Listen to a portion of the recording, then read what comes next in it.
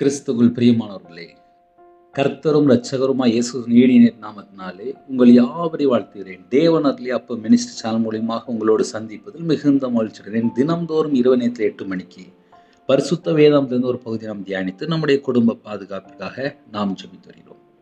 இந்த நாளிலும் நாம் ஒரு பகுதியை தியானிப்போம். நீதிமொழிகள் 15ஆம் அதிகாரம் 29ஆம் வசனம்.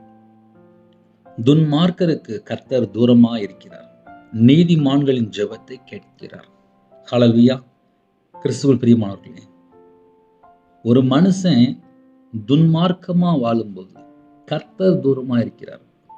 அதே நேரத்தில் கர்த்தருக்கு பிரியமானபடி உண்மையாக பரிசுத்தமாக அவருடைய கற்பனையை கை கொண்டு அவருடைய சத்தத்தை கேட்டு அவருக்கு பிரியமானபடி வாழும்போது நம்ம ஜெபத்துக்கு உடனே பதில் வரும். நீதிமான்கள் ஜெபத்தை கேட்கிறார். நான் தான் இருக்கேன், நான் துன்மார்க்கமாக வாழ்ந்துட்டு இருக்கேன், கர்த்தர் பிரியம் இல்லாமல் வாழ்ந்துட்டு இருக்கேன், இஷ்டம் போல வாழ்ந்துட்டு இருக்கேன், அம்மா அப்பா பேச்சை கேட்க மாட்டேன், வேலைக்கு போனால் அங்கே சொன்ன பேச்சை கேட்க மாட்டேன், யார் பேச்சுமே நான் கேட்க மாட்டேன், இஷ்டம் போல நான் வாழ்ந்துட்டு இருக்கேன். அப்போ என்ன ஆகும் அப்படி நம்ம கொஞ்சம் யோசித்து பார்ப்போமே. துன்மார்க்கருக்கு கர்த்தர் தூரமாக இருக்கிறார். சில குடும்பத்தில் பைபிள் பல முறை வாசித்து முடிச்சுருவாங்க.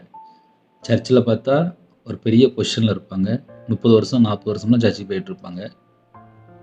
பைபிளில் எல்லா வசனமும் அவங்களுக்கு நல்லா தெரியும், பாஸ்டர் பற்றி அவங்களுக்கு எல்லாம் தெரியும், ஊழியக்காரங்களை பற்றி எல்லாம் தெரியும், நிறைய செய்தி கேட்டிருப்பாங்க.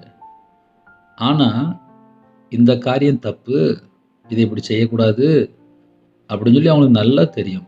தெரிஞ்சதுக்கப்புறம் கூட துணிகரமாக துன்மார்க்கமாக கர்த்தருடைய சத்தத்தை அசட்டை பண்ணி துன்மார்க்கமாக செஞ்சுட்டு இருப்பாங்க. அப்போ என்ன அர்த்தம் அப்படின்னா, எங்களுக்கு எல்லாம் தெரியும் அப்படிம்பாங்க. துன்மார்க்கருக்கு கர்த்தர் தூரமாக இருக்கிறார்.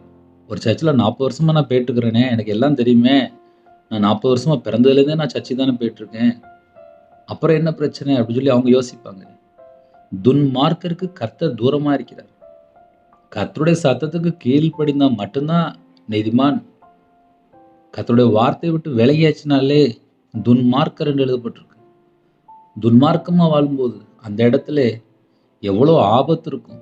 என் வாழ்க்கையில் நான் அனுபவிச்சிருக்கேன்ப்பா, நான் உண்மையாக சொல்ல முடியும். கர்த்தருடைய வார்த்தையை விட்டு விலகும்போது அவ்வளோ பெரிய ஒரு ஆபத்து வந்துடும்.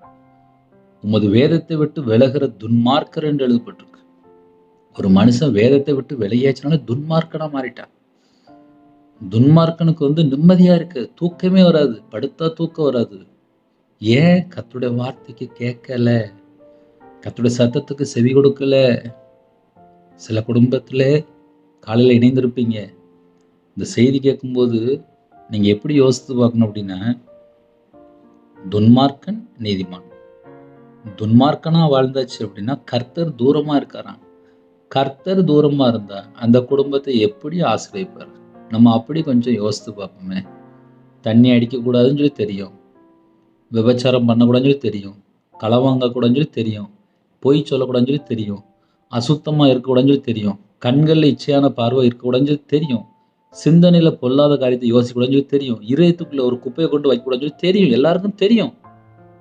தெரிஞ்சு தெரிஞ்சு தெரிஞ்சு தெரிஞ்சு மறுபடியும் மறுபடியும் தப்பு பண்ணிகிட்டே இருப்பாங்க. எங்களை யார் கேட்க போகிறா அப்படிம்பாங்க. பரலோகத்தில் தேவன் பார்த்துட்டு இருப்பார்ல. துன்மார்க்கனுக்கு கர்த்தர் ஏன் தூரமாக இருக்காருன்னா, அவர் பரிசுத்தம் உள்ள தேவன். இப்போ பிரச்சனை என்னன்னா, இந்த பூமியில் எத்தனையோ கோடி ஜனங்கள் இருக்கிறாங்க. அசுத்தமாக வாழ்கிற இடத்துல பிசாசு தான் இருப்பான். பொய் பேசுகிற இடத்துல பொய்க்கு பிதா லூசிபர் தான் இருப்பான். களை வாங்குற இடத்துல அங்கே பிசாசு தான் வருவான். லஞ்சம் வாங்குற இடத்துல அங்கே இயேசு கூட இருப்பாரா? நம்ம அப்படி யோசித்து பார்ப்போமே. நீங்களே தேவனுடைய ஆலயம் என்று எழுதப்பட்டிருக்கு. தேவனுடைய ஆலயத்தை யாராவது கெடுத்தா அந்த இடத்துல இயேசு இருக்க முடியுமா? யோசித்து பாருங்க. இயேசு கிறிஸ்து எனக்குள்ள வாசம் பண்ணணும் அப்படின்னா நான் உண்மையா இருக்கணுமாப்பா, நான் பரிசுத்தமா இருக்கணுமா, நான் தேவனுக்கு பிரியமானபடி இருக்கணுமா, அவருடைய அன்பு எனக்கு உள்ள ஊற்றப்பட்டிருக்கணும். இப்போ இந்த காலை வேளை நீங்களாம் கேட்குறீங்கல்ல, என் இதயத்துக்குள்ளே நான் என்ன யோசிக்கிறேன் அப்படின்னு சொல்லி பரலோகம் பார்த்துட்டு இருக்கோம். ஆன்லைன் மூலிமா நீங்கள் இணைந்திருக்கிறீங்க, கர்த்தருடைய வார்த்தையை நீங்கள் கேட்குறீங்க. உங்கள் வாழ்க்கையில் ஒரு மனமாற்றம் இருக்கணும். நான் இயேசு கிறிஸ்து ராஜா சொந்த ரட்சகராக ஏற்றுக்கொண்டேன், நான் இப்போ பொய் பேசுறது இல்லை, அப்படின்னு சொல்லி நம்ம ஒரு சாட்சி கொடுக்கணும். இயேசு கிறிஸ்து ராஜாவை நான் ஏற்றுக்கொண்டேன். இப்போ நான் டிவியில தேவையில்லாத எதுவுமே நான் பார்க்கறது இல்ல. இயேசு கிறிஸ்து ராஜாவை நான் சொந்த ரட்சகரா ஏற்றுக்கொண்டேன். இப்போ நான் தண்ணி அடிக்கல. இயேசு கிறிஸ்து ராஜாவை நான் சொந்த ரட்சகரா ஏற்றுக்கொண்டேன். இப்போ நான் கஞ்சா பழக்கம் பண்ணல. அதுலேருந்து நான் வெளியில வந்துட்டேன். என்னை மீட்டு எடுத்துட்டாரு. இயேசு கிறிஸ்து ராஜாவை நான் சொந்த ரட்சகரா ஏற்றுக்கொண்டேன். இப்போ நான் சிகரெட் அடிக்கல. இப்படின்னு சொல்லி எந்தெந்த நாட்டுக்குள்ள இணைந்திருக்கிறீங்களோ அந்தந்த இடத்துல சாட்சி சொல்லிட்டு இருப்பாங்க. நான் ஒரு காலத்துல நான் துன்மார்க்கனா வாழ்ந்துட்டேன். அவர் ரத்தத்தினால கழுவப்பட்டு என்னை நீதிமானா மாத்திட்டாரு அப்படின்னு சாட்சி சொல்லுவாங்க. அந்த இடத்துல இயேசு கூட இருப்பார். இப்ப என் வாழ்க்கையில நான் சொல்ல முடியும். நான் வியாபாரத்துல இருக்கும்போது விக்கிறதுக்கு போய் 13 லட்சம் ரூபாய் ஒரு மனுஷனை நம்பி மாந்திரிகம், பிள்ளி சுனி, ஏவல் எல்லாத்துக்கும் மொத்தமா ஒரு 13 லட்சம் ரூபாய் போயிட்டு மனுஷனை நம்பி சாபத்துக்குள்ள சிக்கி கொண்டு நடுரோட்டுக்கு வந்துட்டேன். இதான் ரவிராஜ். ரவிராஜ் யார் தெரியுமா? விக்கிரத்துக்கு பணம் கொடுத்து நடுரோட்டுக்கு வந்துவேன். ஆனால் கையில பைபிள் எடுத்து வாசித்து பார்த்தா பைபிளுடைய முழு சட்டம் வேற மாதிரி இருக்கு. கர்த்தருடைய வார்த்தைக்கு கீழ்ப்படியலைன்னா துன்மார்க்கர் என்று எழுதப்பட்டிருக்கு. என் வாழ்க்கையில நான் கர்த்தருடைய வார்த்தைக்கு நான் கீழ்ப்படியாம போயிட்டேன். அதனால நான் துன்மார்க்கனா மாறிட்டேன். கர்த்தருடைய வார்த்தையை தியானிக்கும் போது ஐயோ இந்த வசனத்தை நான் உண்மையா இல்லையே அப்படிதான் நான் யோசித்த நாட்கள் உண்டு. அப்படிதான் கண்ணீர் வடித்த நாட்கள் உண்டு. ஒரு மனுஷனுடைய வாழ்க்கையிலே உணர்வு வரும்போது விடுதலை. என் நிலைமை என்ன அப்படின்னு சொல்லி நான் யோசிக்கும் போது அப்பா நான் இந்த நிலைமையில இருக்கேன், எனக்கு குணமாக்குங்க. என் இதயத்துல நான் இப்படிதான் யோசிக்கிறேன், என்கிட்ட இவ்வளவு குறை இருக்கு, என்கிட்ட இவ்வளவு பிரச்சனை இருக்கு. நான் அதிகமா கடன்ல சிக்கப்பட்ட ஒரு உபத்திரத்துல கஷ்டத்துல வந்தாலும் அதனால கடன் பிரச்சனைக்கு யாராவது ஜெபிக்க வரும்போது இவ்வளவு கடன் இருக்கா, அப்போ உங்க வீட்டுல இவ்வளவு பிரச்சனை இருக்குன்னு சொல்லி உடனே ஏன் நான் அந்த வழியில கடந்து வந்திருக்கேன். நான் விக்கிரத்துல கஷ்டப்பட்டதுனாலே, நான் மாந்திரியத்துல கஷ்டப்பட்டதுனாலே, ஒரு குடும்பத்துல மாந்திரியத்துல கஷ்டப்படுறாங்களோ அது என்னையால சொல்ல முடியும். ஏன்னா நான் கஷ்டப்பட்டிருக்கேன்.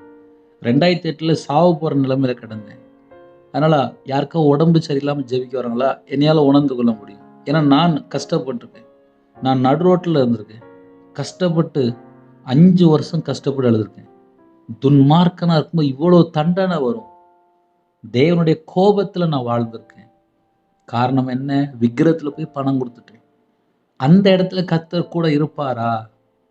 நம்ம அப்படிதான் யோசித்து பார்க்கணும். துன்மார்க்கனுக்கு கர்த்தர் தூரமா இருக்கிறார். நான் விக்கிரத்து போய் பல லட்சங்கள் தூக்கி கொடுக்கும்போது கர்த்தர் என் கூட இருப்பாரா? இயேசு கிறிஸ்து என் கூட இருப்பாரா? யோசித்து பாருங்களேன். தேவன் அருளி அப்ப மினிஸ்டர் பாக்குறீங்களா? கர்த்தருடைய கிருபையினாலே கிருபையினாலே கிருபையினாலே அநேக சாட்சிகள் என்னோட வாழ்க்கையில் நான் எப்படிலாம் கடந்து வந்த நிறைய காரியங்கள் சொல்லிட்டு இருப்பேன். காரணம் என்ன தெரியுமா? துன்மார்க்கனா வாழும்போது நான் கர்த்தருக்கு தூரமா வாழ்ந்துட்டேன்.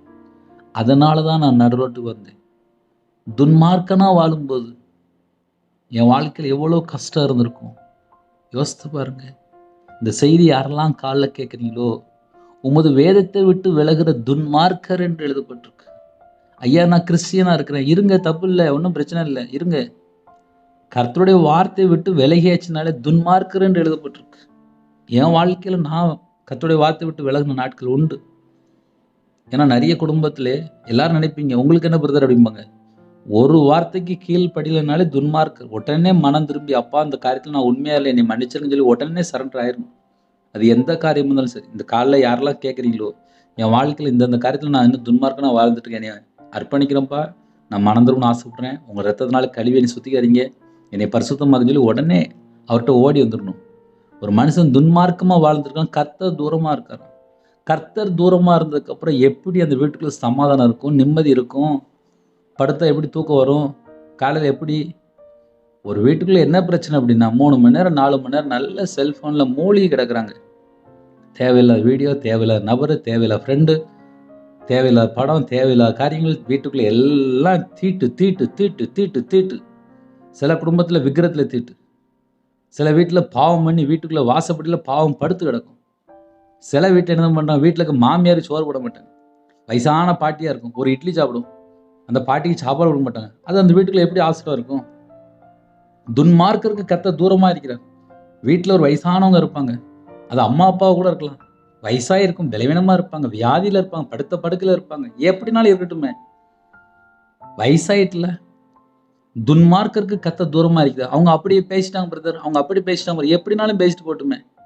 இன்னைக்கு காலையில நம்ம ஜெபத்துக்கு பதில் வரணும் அப்படின்னா, நான் எப்படி இருக்கிறேன்? அதைத்தான் தேவன் பார்க்கிறார். இப்ப நானே பேசிட்டு இருக்கேன். கடைசி காலம் எப்படி இருக்கு? யோசித்து பாருங்க. கொரோனாக்கு அப்புறம் நம்ம உயிரோட இருக்கோம்.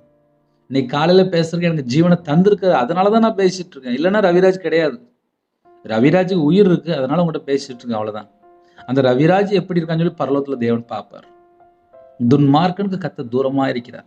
வேதனையோட சொல்ல வேண்டியது. செய்தி பேசும்போது எனக்கு வேதனையா தான் இருக்கு. ஏன்னா நிறைய குடும்பத்துல கேட்கறாங்க. கர்த்தருடைய வார்த்தை கீழ்ப்படியில வருத்தமா இருக்கு. கண்ணீரோட தான் பேசிட்டு இருக்கேன். சில குடும்பத்துல கேட்கறாங்க, யாரும் கீழ்ப்படியல. தேவன் துக்கப்படுறார். சில குடும்பத்துல என்ன யோசிக்கிறோம் அப்படின்னா, இல்ல பிரதர், நாங்க சரியாயிருவோம். சரியானாதான் வீட்டுக்குள்ள ஆசீர்வாதம் வரும். துன்மார்க்கனுக்கு கர்த்தர் தூரமா இருக்க. தூரமா இருக்கும்போது எப்படி ஆசீர்வாதம் வரும்? யோசித்து பாருங்க. டெய்லி செய்தி கேட்குறீங்க, டெய்லி ஜெபம் பண்றீங்க. மறுபடியும் போய் தப்பு பண்ணா கேட்பாரா, கேட்க மாட்டாரா? ரட்சிக்கப்பட்டாச்சு, அபிஷேகம் பண்ணப்பட்டாச்சு, தீர்க்கதரிசனம் வர எல்லா கிருபை எல்லாருக்கும் தராரு. ஆனா அதுக்கப்புறம் போய் நம்ம உலகத்துல போய் தப்பு பண்ணும்போது நம்மகிட்ட நியாயம் விசாரிக்க மாட்டாரா? கேட்பாரா, கேட்க மாட்டாரா? யோசித்து பாருங்க. துன்மார்க்கனுக்கு கர்த்தர் தூரமா இருக்கிறார். ஒரு மனுஷன் துன்மார்க்கமா வாழ்ந்தால் அந்த வீட்டுக்குள்ள கர்த்தருடைய கோபம், எரிச்சல் உள்ள தேவனாக, உக்கிர கோபத்தின் தேவனாக வெளிப்படுவார். நீங்க நினைப்பீங்க, என்ன பிரதர் காலையிலே? ஆமா, இன்னைக்கு கர்த்தருடைய வார்த்தை எந்தெந்த குடும்பத்துல வருதோ, துன்மார்க்கமா வாழ்ந்தால் கர்த்தர் கோபப்படுவார். என் வாழ்க்கையில் நான் கர்த்தருடைய கோபத்தை அனுபவிச்சிருக்கேன். அவர் எப்படி கோபப்படுவார், எப்படி எரிச்சலோட இருப்பார் தெரியும்.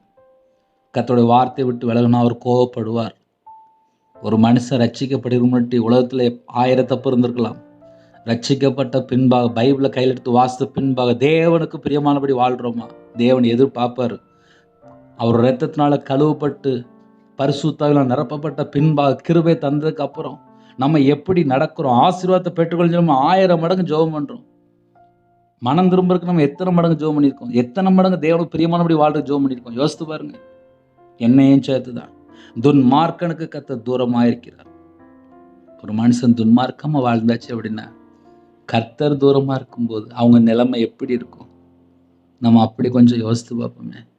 அதனால யாராவது காலையில் இணைந்திருந்தால், உங்க இதயத்துல ஏதாவது பாரம் இருந்துச்சுன்னா அவர்கிட்ட சொல்லிருங்க. அப்பா, நான் இந்த காரியத்துல தூரமா இருக்கேன்ப்பா, என்னை மன்னிச்சிருங்கப்பா. யாருக்கும் தெரியாதுப்பா.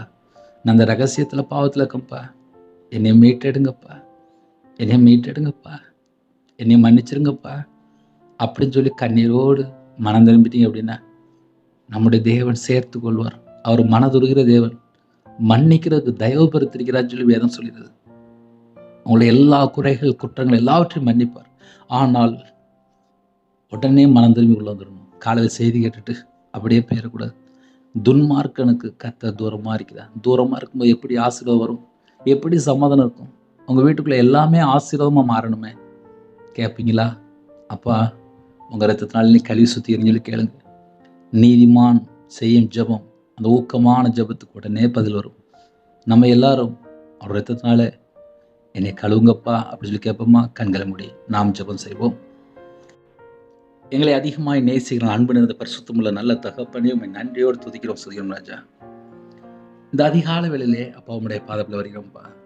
எங்கள்கிட்ட 1000 குறை இருக்குப்பா. துன்மார்க்கருக்கு கர்த்தர் தூரமா இருக்குன்னு சொல்லி உங்க பிள்ளைகளோட நீங்க பேசுனீங்கப்பா. எந்த குடும்பத்துல இந்த செய்தி கேட்டு உள்ளத்துல உடைக்கப்பட்டு வேதனையோடு ஜெபித்தாங்களோ, என்னையும் சேர்த்துதான்ப்பா, எங்க எல்லாரையும் சேர்த்துதான்ப்பா. கர்த்தரை விட்டு நாங்க தள்ளி போன எல்லா பாவத்தையெல்லாம் மன்னிப்பீங்களாப்பா. அப்பா, உங்க ரத்தத்தினால கழுவி சுத்திகரிங்கப்பா. காலையில கொஞ்ச நேரம், இவ்வளவு நேரம் பொறுமையா கேட்டாங்கப்பா. அவங்க இதயத்துல நீங்க பேசுனீங்கப்பா. அவங்களுடைய வாழ்க்கையில என்னென்ன காரியத்துல கர்த்தரை விட்டு தள்ளி போனாங்களோ, எந்தெந்த காரியத்துல வைராக்கியம் வந்தாங்களோ, எந்தெந்த காரியத்துல எரிச்சலோடு, கோபத்தோடு, கசப்போடு, பகையோடு எதெல்லாம் உள்ள வச்சிருந்தாங்களோ அதெல்லாம் வேண்டாம்ப்பா. அவிசுவாசமான பேசின வார்த்தை கூட வேண்டாம்ப்பா. கர்த்தரை விட்டு தள்ளி போய் ஏதோ அசுத்தமான காரியம் எல்லாவற்றையும் நீக்கி போட்டுருங்கப்பா. நாங்க அர்ப்பணிக்கிறோம்ப்பா. நீதிமான ஜெபத்தையோ கர்த்தர் கேட்கிறார் என்று வேதம் சொல்லுதப்பா. உங்களை விட்டு தள்ளி போன பாவத்தை மன்னிச்சிருங்கப்பா. எங்க மேல அன்பா இருக்கிறதுனால தானப்பா நாள்தோறும் கிருபை தரீங்க. எங்கள் மேலே அன்பாக இருக்கிறனால தானப்பா ஜீவ சுவாசத்தை எங்களுக்கு தந்துருக்கீங்க. எங்கள் மேலே அன்பாக இருக்கிறனால தானப்பா எங்களுக்காக மாம்சத்தில் வெளிப்பட்டீங்க. எங்கள் மேலே அன்பாக இருக்கிறதுனால தானப்பா எங்களுக்காக நீங்கள் ஜீவனை தந்தீங்க. எங்கள் மேலே அன்பாக இருக்கிறதுனால தானப்பா கல்வாரியில் எங்களுக்காக ஜீவ பலியா நீங்கள். உம்மை அழைக்கிறோம் ஜீவாதிபதியானவரை, உம்மை அழைக்கிறோம் பரிசுத்தம் உள்ளவரை, உண்மையை நாங்கள் அழைக்கிறோம் நீதியுள்ள எஜமானனை, உண்மை நாங்கள் அழைக்கிறோம் மகத்துவமானவரே, உண்மை நாங்கள் அழைக்கிறோம். அதிகால வேளையிலே தாழ்த்தீரோம், அர்ப்பணிக்கிறோம், மன்றாடி கேட்கிறோம். ஜெபித்த குடும்பம் ஆசீர்வதிக்கப்பட வேண்டும், சமாதானத்தை பெற்றுக்கொள்ள வேண்டும், ஆசீர்வதிக்கப்பட்ட சந்ததியா மாற வேண்டும். கர்த்தர் கிருபை செய்யுங்க. உங்களுடைய வார்த்தைக்கு கீழ்ப்படியாத எந்த குறை குற்றம் வந்தாலும் மன்னிச்சிருங்க, மன்னிச்சிருங்க, மன்னிச்சிருங்க, மன்னிச்சிருங்க. திமுறா பேசியிருந்தாங்களா மன்னிச்சிருங்க, பெருமையா பேசியிருந்தாங்களா மன்னிச்சிருங்க. அப்பா என்ன காரியத்திலே தவறாக இருந்தாங்களோ மன்னிச்சிருங்க, மன்னிச்சு ஆசிர்வதிங்க. ஜெபித்த எல்லா குடும்பத்தையும் கர்த்தர் ஆசீர்வதிக்க வேண்டும். வேதத்தை தியானிக்கிற பிள்ளைலாம் மாறட்டும், ஜெபிக்கிற பிள்ளைலாம் மாறட்டும், ரட்சிக்கப்பட்ட அனுபவத்துக்குள்ளே கடந்து வரட்டும்ப்பா. சில குடும்பத்தில் தாழ்த்துறாங்க, பரிசுத்தவங்களை நிரப்புங்க, அக்னி அபிஷேகம் நிரப்புங்க, பரிசுத்தவங்களை நிரப்புங்க. ஆவிக்குரிய 9 கனிகளினாலும் ஆவிக்குரிய 9 வரங்களாலும் உங்கள் பிள்ளைகள் நிரப்பி ஆசீர்வதிப்பா. ஜெபிக்கிற எல்லா குடும்பத்துக்கும் சமாதானத்தை கட்டளைங்க ராஜா. அப்பா எத்தனையோ குடும்பத்தில் இணைந்திருக்காங்க, அவங்களுடைய கையின் கீழ் ஆசீர்வதிங்க, அவங்களுடைய அப்பத்தையும் தண்ணி ஆசீர்வதிங்க, அவங்களுடைய வாழ்க்கையில் எல்லா காரியத்திலும் கத்தர் கொடுத்து ஆசீர்வதிங்க. கற்பத்தில் ஜெபிக்கிறாங்க கத்தர் மனம் இறங்கி ஆசீர்வதிங்க. மாசமா இருக்காங்க தாயும் பிள்ளையும் ஆசீர்வதிங்க. டெலிவரி கொடுக்குறாங்க கத்தர் கொடுங்க ராஜா. சில குடும்பத்திலே பரிசுத்தவான்கள் ஜெபிக்கிறாங்க, மிஷினரிமார் ஜெபிக்கிறாங்க, சில குடும்பத்தில் வெளிநாட்டில் ஜெபிக்கிறாங்க, சில குடும்பத்திலே அப்பா தாகத்தோடு ஜெபிக்கிறாங்கப்பா. அவனோட வாழ்க்கையில் என்ன பிரச்சனை எதுவாக இருந்தாலும் எல்லாவற்றையும் மாற்றி போடுங்கப்பா. இன்னைக்கு காலையில் யாரெல்லாம் பிறந்தநாள் கொண்டாடுறாங்களோ, திருமண நாள் கொண்டாடுறாங்களோ, அந்த குடும்பத்தை கர்த்தர் ஆசீர்வதிங்க, கர்த்தர் ஆசீர்வதிங்க, கர்த்தர் ஆசீர்வதிங்க. சில குடும்பத்திலே அதிகாலை வேளையில ஹாஸ்பிட்டல் ஜெபிக்கிறான்ப்பா, படுத்த படுக்கல தாங்க பலவீனத்தோடு இருக்காங்க. கர்த்தர் உங்களுடைய தழும்புல கரத்தினால தொட்டு சுகமாக்கி தாங்க. பரிபூர்ணமான சுகம் வேண்டும்ப்பா, பரிபூர்ணமான சுகம் வேண்டும்ப்பா. எல்லா பலவீனத்தையும் நீக்கி அப்பா உங்களுடைய தழும்புகளால் தொட்டு சுகமாக்கி தாங்க, சுகமாக்கி தாங்க, சுகமாக்கி தாங்க. பிள்ளைகளோட வாழ்க்கையிலே கற்பத்தில் ஜெபிருங்க. மாசமாக இருக்காங்க, டெலிவரி பண்ணுறாங்க, கர்த்தர் கூட இருங்க. அவங்களுடைய மன விருப்பத்தை கர்த்தர் நிறைவேற்றித்தாங்க. திருமண வாசல் திறந்தாங்க ராஜா. ரட்சிக்கப்பட்ட குடும்பம் தாங்க ராஜா. திருமணம் முடிந்த பின்பாக பல குடும்பத்திலே கண்ணீர் வாழ்க்கையாக இருக்குது. அந்த கண்ணீருக்கு ஒரு முடிவு கொண்டு வாங்க. விக்கிர வழிபாடில் இருக்காங்க, அந்த குடும்பம் ரட்சிக்கப்பட கர்த்தர் உதவி செய்யுங்க. காலவேளையிலே அப்பா வெளியில் புறப்பட்டு போகிறாங்க. சிறுபிள்ளைகள் முதல் கொண்டு முதியோர் எல்லா குடும்பத்தையும் உங்களுடைய ஜீவனுக்கு அர்ப்பணிக்கிறோம். உங்களுடைய பிரசன்னம் இறங்கட்டும், உங்களுடைய கிருபை இறங்கட்டும். உங்களுடைய ரத்த கொட்டைகளை வேலடைத்து மூடி மறைத்து கர்த்தர் பாதுகாங்க ராஜா. பிதா குமாரன் பரிசுத்த நாமத்தால் முத்திரை போட்டு கர்த்தர் பாதுகாங்க ராஜா. எந்த குடும்பத்தில் கர்த்தரை விட்டு தள்ளி போனாலும் எல்லா குறைகள் குற்றலாட்டு கர்த்தர் மன்னித்து நாங்கள் மனம் திரும்பி வாழ கர்த்தர் உங்க கிருபை தாங்க ராஜா. உங்க நாம மகிமைப்படட்டும். இந்த நாளின் ஜெபித்த எல்லா குடும்பத்தையும் கர்த்தர் ஆசீர்வதிங்க. வெளியில புறப்பட்டு போறாங்க எல்லா குடும்பமும் ஆசீர்வதிக்கப்பட்ட சந்ததியா மாறட்டும். கர்த்தர் பொறுப்படுத்துவங்க. வெளிநாட்டில் இருக்காங்க எல்லா குடும்பத்தையும் கர்த்தர் பொறுப்படுத்துங்க. இன்னைக்கு காலை வேளையில் யாரெல்லாம் வேலைக்கு போடுறாங்களோ, கம்பெனி போடுறாங்களோ, வியாபாரத்துக்கு போடுறாங்களோ, இன்னுமாக காலை வேளையில் படிக்கிற பிள்ளைகள் போடுறாங்க, எத்தனையோ குடும்பம் வாலிப பிள்ளைகள், வாலிப பையங்க எல்லாரையும் கர்த்தர் பொறுப்படுத்துங்க. கர்த்தருக்கு பிரியமானபடி நாங்கள் வாழ வேண்டும். கடன் பிரச்சனை இருக்காங்கப்பா, அந்த கடனுக்கு ஒரு முடிவு கொண்டு வாங்க, கடனுக்கு ஒரு முடிவு கொண்டு வாங்க, கடனுக்கு ஒரு முடிவு கொண்டு வாங்க. கர்த்தரே குடும்பத்தை ஆசீர்வதிங்க. நீங்க எங்க கூட இருந்தாதான் ஆசீர்வாதம். எங்க கூட நீங்க இருங்க. 24 மணி நேரம் எங்க கூட நீங்க இருங்க. எங்க கூட 24 மணி நேரம் நீங்க இருங்க. கர்த்தருக்கு பிரியமானபடி வாழ எங்களை தாழ்த்தி துதி கன மகிமை எல்லாம் ஒருவருக்கே செலுத்திடும் ராஜா. தேவனர்களே அப்ப மினிஸ்டர் உங்களுடைய கரத்தில் அர்ப்பணிக்கிறோம். ரவிராஜே உங்களுடைய கரத்தில் அர்ப்பணிக்கிறோம். கர்த்தர் பொறுப்படுத்தலாம். விசேஷமாக இந்த நாளை எங்களுக்கு ஆசீர்வாதம் ஜெபித்து எல்லா குடும்பத்தையும் சம்பூர்ணமாக ஆசீர்வதிங்க. உங்க நாம மையப்படுத்தும். உங்களுடைய ஜீவன்களை தாழ்த்தி விடுறோம். எத்தனையோ குடும்பத்தில் இரவும் போலுமா இணைந்திருக்காங்க.